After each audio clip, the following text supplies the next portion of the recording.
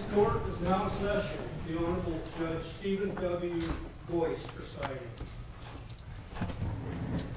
Thank you. Please be seated.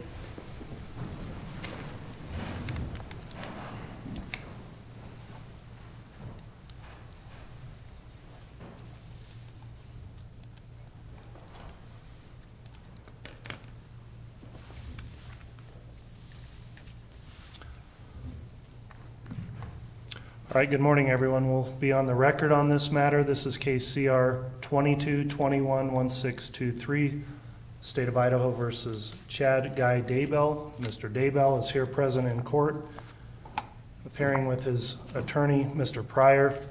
Representing the state is Prosecutor Rob Wood and Lindsay Blake.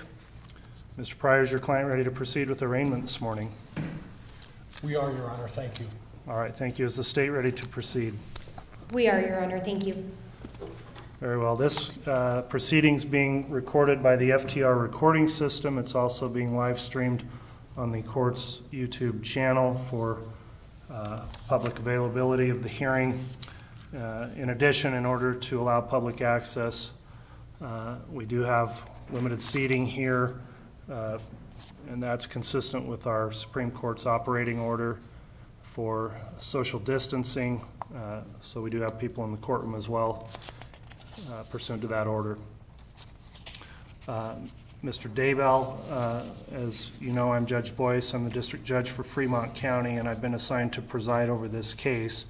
In a few minutes, I'll arraign you on criminal charges that have been brought against you by the state of Idaho, pursuant to an indictment that was issued by a grand jury. Before doing so, I'll explain what will happen at this arraignment and then advise you of your constitutional rights and plea options. If at any time you need to communicate with Mr. Pryor in confidence, please advise me. We can arrange to have the two of you in a separate place outside the record of the court or anyone else and have a personal discussion if you require that during the time of this hearing.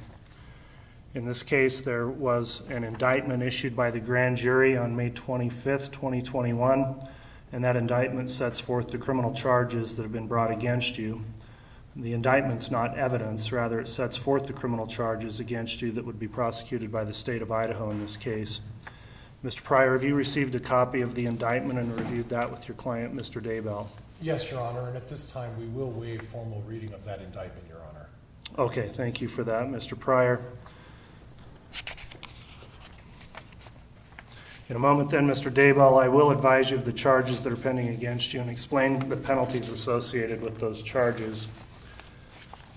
Next, I'll discuss, Mr. Pryor, your plea options and rights. The purpose of an arraignment is to have you enter a plea to the charges in the indictment. At the end of the arraignment, then, you'll be asked to enter a plea. In that regard, you would have three options. Your first option is that you may enter a plea of not guilty to the charges. If you elect to plead not guilty, then a jury trial and a pretrial conference will be scheduled in this case. Also, by pleading not guilty, you would maintain all of your constitutional rights in this case, which rights were previously explained to you at an initial appearance on May 26, 2021 before the magistrate. Among those rights, you have, I'll go through some of those. You have the right to be presumed innocent. The presumption of innocence is a real and important right which lies at the foundation of our criminal justice system. Therefore, unless you either plead guilty at a later date or the state proves the charges against you beyond a reasonable doubt at trial, the presumption of innocence remains in your case. You also have the right to a speedy and public trial by an impartial jury of your peers, as well as the right to see, hear, confront, and have your attorney question all witnesses who may be called to testify against you. During the pendency of your case and at trial, you also have the right to be represented by an attorney.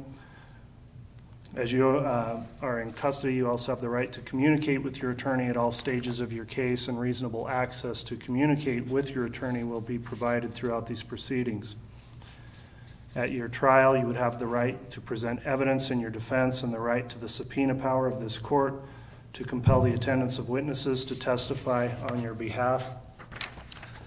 And finally, if you plead not guilty, you will retain the right to remain silent and exercise the privilege against compulsory self-incrimination. This means that you cannot be required to testify against yourself. However, you may voluntarily take the witness stand at trial if you so choose, but you cannot be compelled to do so. If you decide not to testify in your own behalf, then the prosecuting attorney could make no remarks about your failure to testify and cannot imply to the jury that exercising your constitutional right to remain silent is any indication of your guilt. The second option you would have today is to enter no plea at all. If you decide to do that, the court would enter a plea of not guilty for you, and you'd continue to maintain all of the rights that I've previously explained. And your third option at this arraignment is that you may plead guilty to any or all of the charges. However, it is important that you understand that if you do plead guilty, you would automatically waive rights, including rights under the 4th, 5th, and 6th Amendments to the U.S. Constitution, as well as similar rights contained in the Idaho Constitution. In other words, if you decide to plead guilty, you would waive your right to a trial. There'd be no trial in your case, and you'd no longer be presumed innocent. The state would no longer have the burden of proving the case against you beyond a reasonable doubt. By pleading guilty, you would also give up your 6th Amendment right to confront your accusers and cross-examine any witnesses against you, and give up your right to offer evidence of your own behalf in response to the state's case against you. You would also waive any defenses you have to the charges contained in the indictment, including any claims that there's a defect in the state of Idaho's case against you, or that you've been treated unfairly by the court. You'd give up also your 5th Amendment right to remain silent and the privilege against self-incrimination.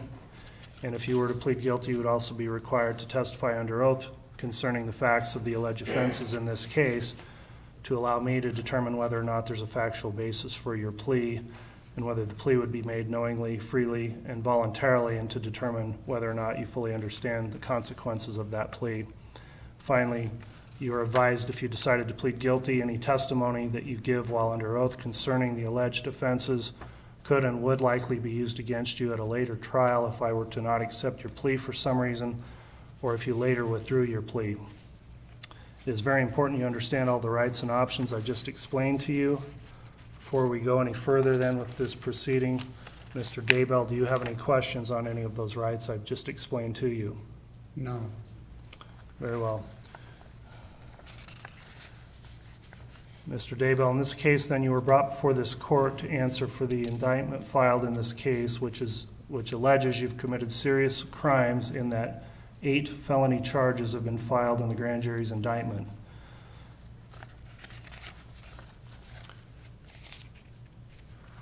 In that indictment, let me ask you a question. Mr. Pryor, do you have that before you? A copy of the indictment? We do, Your Honor. Thank you. All right. Is the defendant's name, Mr. Daybell, spelled and listed correctly on that indictment on the caption? Yes, Your Honor, it is. All right. Thank you. At this time, then, I will go through the charges that are listed in the indictment and the penalties for each charge. After doing that, then, Mr. Pryor, I'll ask your client how he pleads. So I'll read through the list of charges first, and then I'll ask for the plea after that. Then the indictment that was filed on May 25th, in count 1, charges Mr. Daybell the offenses of conspiracy to commit first-degree murder and grand theft by deception, both felony counts under Idaho Code 18-1701, 18-4003A, 18-24031, 18-24034A, 18-24071B3. The count in count 1 names Tylee Ryan as the victim on the murder charge, and that count carries a penalty on the murder charge of it is punishable by death or imprisonment for life, and it provides that if the death penalty is not pursued by the state, then the court shall impose a life sentence with a minimum period of incarceration of 10 years. The grand theft portion of that charge has a penalty of up to 14 years of prison and a fine of up to $5,000 and possible restitution. That's a summary of those charges, and you've waived the reading of the charges. So let me ask you on that count 1, Mr. Daybell, do you understand the charge and those possible penalties? Yes, I do, Your Honor. Okay. The next count in the indictment is count 2. That is a count of first-degree murder under Idaho Code 18-4001, 18-4002, 18-4003 subsection A and 18-4004, and that count names Tylee Ryan as the victim. The possible penalty or punishment for that count is by death or imprisonment for life, and if the death penalty is not pursued, then the court shall impose a life sentence with a minimum period of incarceration of 10 years. Do you understand that charge and the possible penalties? Yes, Your Honor. Count 3 of the indictment charges conspiracy to commit first-degree murder and grand theft by deception. Those are felonies under the same code cites that were previously listed under count 1. That count names Joshua Jackson Vallow, also known as JJ Vallow, as the named victim in that count.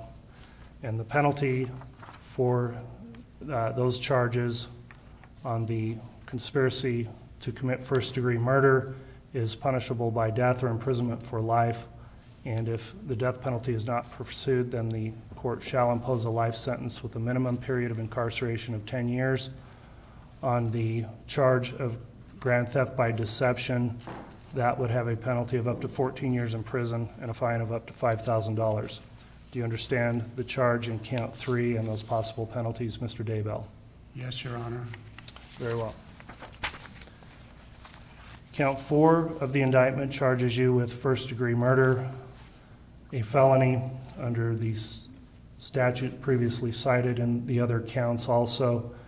That count names JJ Vallow as the victim, and again is punishable by death or imprisonment for life.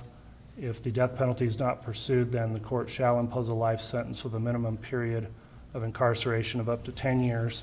Do you understand count 4 and the possible penalties, Mr. Daybell? Yes, Your Honor.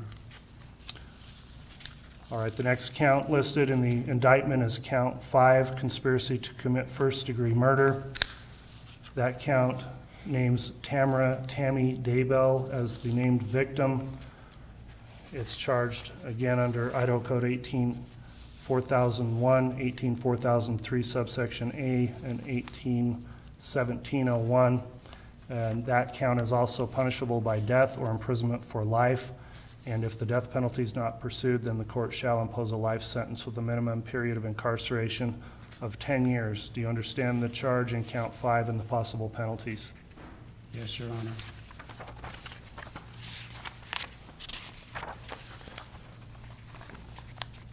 Count 6 of the indictment is a charge of first-degree murder. That names Tammy Daybell as the victim. It's charged under Idaho Code 18-4001, 18-204, and 18-4003 subsection A. That count also is punishable by death or imprisonment for life, provided that if the death penalty is not pursued, then the court shall impose a life sentence with a minimum period of incarceration of 10 years. Do you understand count 6 and those possible penalties, Mr. Daybell? Yes, Your Honor. All right, count 7 of the indictment is not a charge against you, it's a charge against a co-conspirator. Count 8 of the indictment charges you, Mr. Daybell, with the crime of insurance fraud, which is a felony under Idaho Code section 41-293. That is a felony that carries up to 15 years in prison and a fine of up to $15,000 plus restitution. Do you understand that charge and those possible penalties? Yes, Your Honor. All right, count 9 is also a charge of insurance fraud under that same statute. It carries the same penalty I just mentioned in count 8, which again is 15 years of prison and a $15,000 fine plus restitution. Do you understand that charge and those possible penalties? Yes, Your Honor. All right, that is a summary then of the charges that have been filed against you and the penalties. I would also note those penalties in each of the counts could be ordered to be served either concurrently, meaning running together, or consecutively. And so do you understand those charges could also run consecutively in those different counts, Mr. Daybell? Yes, I do. All right, at this time then, having gone through the counts and the possible penalties, At this point, I would ask your client how he intends to plea. Before I do that, Mr. Pryor, do you have any questions for the court or anything you need to discuss with your client before I ask for the plea? No, Judge, and I anticipate that my client will be entering a plea of not guilty to all of the charges. All right. Thank you, Mr. Pryor. I will go through them then individually again. On count 1 of the indictment, Mr. Daybell, how do you plead? Not guilty. We'll enter the not guilty plea on count 1. On count 2, how do you plead? Not guilty. On count 3, how do you plead? Not guilty. On count 4, how do you plead? Not guilty. On count 5, how do you plead? Not guilty. On count 6, how do you plead? Not guilty. On count 8, how do you plead? Not guilty. And on count 9, how do you plead? Not guilty. Very well. Not guilty pleas are entered as to all the counts in the indictment. At this time, normally we would discuss a trial setting. I talked to counsel and chambers before we started, and given the nature of the case, we've determined that we'll set a scheduling conference 2 weeks from today to get a trial set. Does your client agree to a scheduling conference in 2 weeks in lieu of a trial setting right now, Mr. Pryor? Yes, I've discussed that with him, and at this point, Judge, if you need that representation, he will represent that he's agreeable to setting this out for a status conference for the purposes of scheduling this case for further proceedings. All right, very well. Do you understand then we'll set your trial in 2 weeks in lieu of doing that today, Mr. Daybell? Yes, Your Honor. Okay. So we'll hold that hearing on June 23rd. Counsel, any suggestions on time? I'm thinking probably just in the morning at 9:30. That's acceptable to the defense, Your Honor. And that works for the state as well, Your Honor. Thank you.